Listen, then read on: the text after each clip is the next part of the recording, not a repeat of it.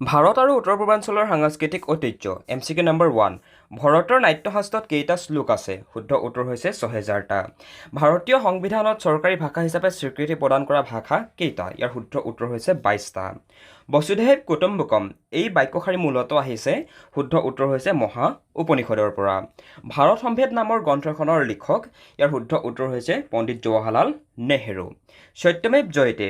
এই বাক্যশাৰী ক'ৰ পৰা লোৱা হৈছে ইয়াৰ শুদ্ধ উত্তৰ হৈছে মুণ্ডক উপনিষদৰ পৰা পৃথিৱীৰ প্ৰাচীনতম লিখিত ধৰ্মগ্ৰন্থখনৰ নাম উত্তৰ হৈছে ঋগ্বেদ সংহিতা হিন্দু সভ্যতা কেতিয়া পতন হৈছিল ইয়াৰ শুদ্ধ উত্তৰ হৈছে খ্ৰীষ্টপূৰ্ব ১৫০০ চনত শিৱসাগৰৰ ঐতিহাসিক তলাতল ঘৰৰ নিৰ্মাণ কাৰ্য কোনে আৰম্ভ কৰিছিল ইয়াৰ শুদ্ধ উত্তৰ হৈছে স্বৰ্গদেউ ৰুদ্ৰসিংহই অসমৰ প্ৰথম বাৰ্তা আলোচনী অৰুণোদয় কিমান চনত প্ৰকাশ পাইছিল ইয়াৰ শুদ্ধ উত্তৰ হৈছে 1846 খ্ৰীষ্টাব্দত সবচৰ কুট কোন জনগোষ্ঠীৰ উৎসৱ ইয়াৰ শুদ্ধ উত্তৰ হৈছে মিজুসকলৰ মিজু শব্দৰ অৰ্থ কি মিজু শব্দৰ অৰ্থ হৈছে পাহাৰৰ বাসিন্দা কুঁহিয়াৰ পৰা গুড় তৈয়াৰ কৰা কৌশল ভাৰতীয় সভ্যতা সংস্কৃতিলৈ কোনে প্ৰথমে আগবঢ়াইছিল শুদ্ধ উত্তৰ হৈছে অষ্ট্ৰিকসকলে তলৰ কোনবিধ ভাৰতীয় ধ্ৰুপদী নৃত্য অন্ধ্ৰপ্ৰদেশৰ শুদ্ধ উত্তৰ হৈছে কুচিপুড়ি ৰাষ্ট্ৰৰংগকিনী কোনে ৰচনা কৰিছিল শুদ্ধ উত্তৰ হৈছে কলহনে